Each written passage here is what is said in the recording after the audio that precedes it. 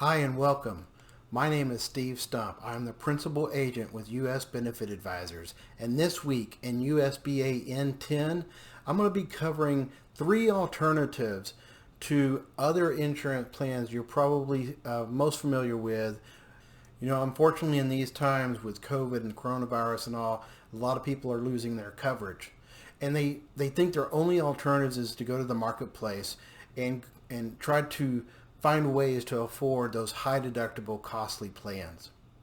And I wanted to cover three common alternatives to the minimum essential coverage plans, or the plans that are mostly associated with the Affordable Care Act. One are the health sharing plans. Number two is the defined benefit indemnity plans. And another very innovative approach is the direct primary care subscription plans. I'm going to cover each of the pros and cons of these separately, but at a high level I thought I would discuss each one. Health sharing plans have been around for many, many years, and most of them are related to religious organizations or churches, where they bring a community of individuals, like-minded individuals, together, and those like-minded individuals pay into the plan to help those that need it. Defined benefit indemnity plans is very different. And actually, indemnity plans was the original insurance, or the original concept for health insurance, early on in the 1900s.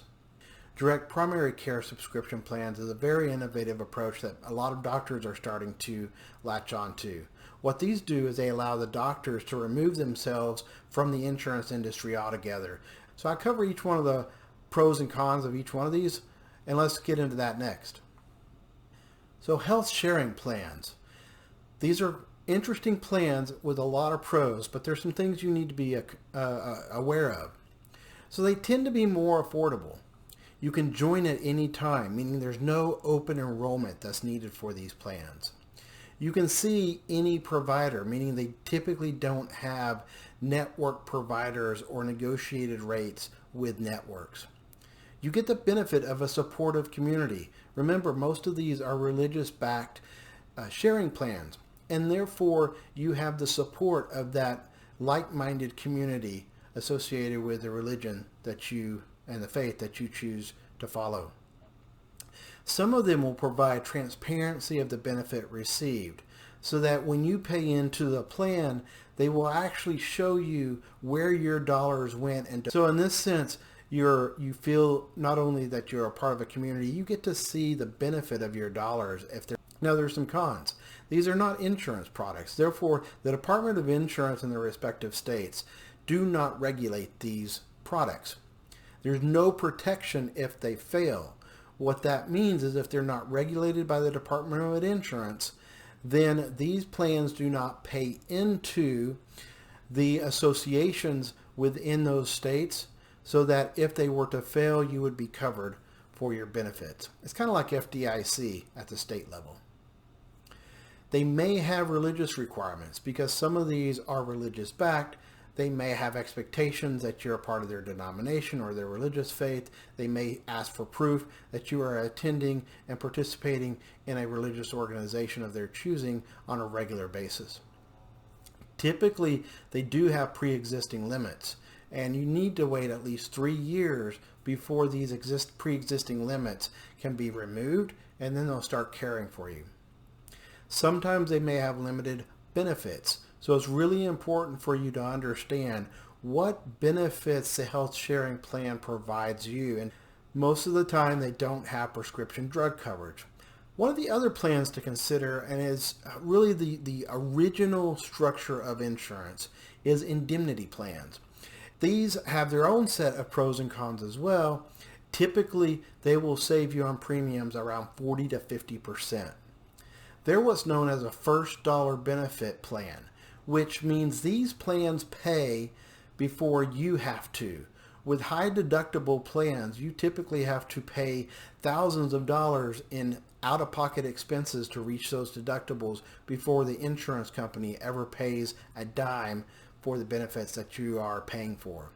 With indemnity plans, they work differently. They actually pay the benefit before you have to pay the difference.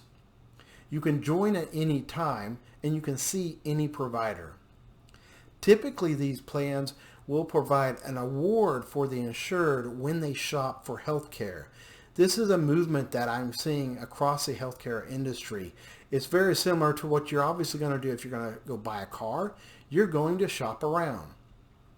With the amount of dollars that you could potentially spend on healthcare for yourself and your family, it behooves you to shop as well. And these indemnity plans will award you when you do, because they have a fixed dollar amount that they're going to indemnify you for.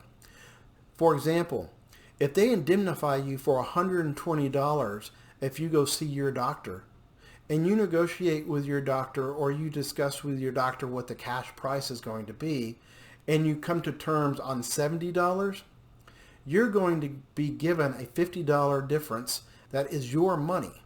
It's not the doctor's money, because you are paying for an indemnity plan. These are insurance products, and therefore they are regulated by the Department of Insurance across the states. Now, some cons. Not everyone qualifies for these plans. These plans are able to structure their premiums in such a way because they don't accept critically ill patients or people with a tremendous medical background or medical history. So not everyone's going to qualify. Typically, they don't provide any maternity care, and they may have annual or lifetime limits that you need to be aware of.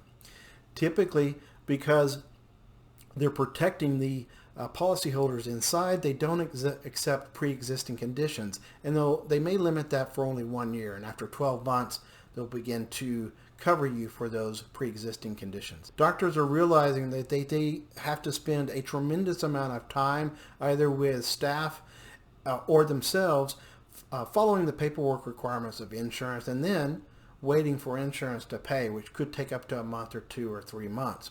Therefore, their money is tied up as their claims get processed within the insurance organizations. What they are doing is they're realizing they can provide direct service to their patients, and if their patients subscribe to those services, then they can provide these direct primary care subscription plans to them.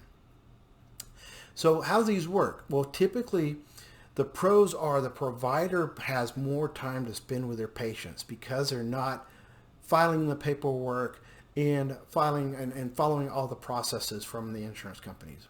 There's upfront pricing. So for the patient, they understand upfront what these subscription plans are going to cost and what's going to be covered in them. And then doctors are allowed to have varying levels of accessibility, obviously in office, but they may go to your home. They may also do teledoc visits as well. And so all of these visits are covered underneath your subscription plan. Now, some cons you need to be aware of. You may need other coverage. Cost is not eligible as a deductible for any of the ACA plans. And it's not considered insurance. If your doctor should decide tomorrow that they're done being a doctor and they want to go live on the beach in the Bahamas, then you would need to go find another provider. And if you paid upfront for those subscription plans, I would hope that they would give you that refund. You pay for these subscription plans regardless of whether you visit the doctor or not. So I guess it's up to you. You've got decisions that you need to make on which plans are right for you. And think about, with major medical and the ACA plans, the co-payments you have to pay on top of the premiums you already pay, and then what's going to be your maximum out-of-pocket. A lot of people don't think about the maximum out-of-pocket as all the co-pays that you have, all the co-insurance that you're responsible for, and then the premiums on top of that.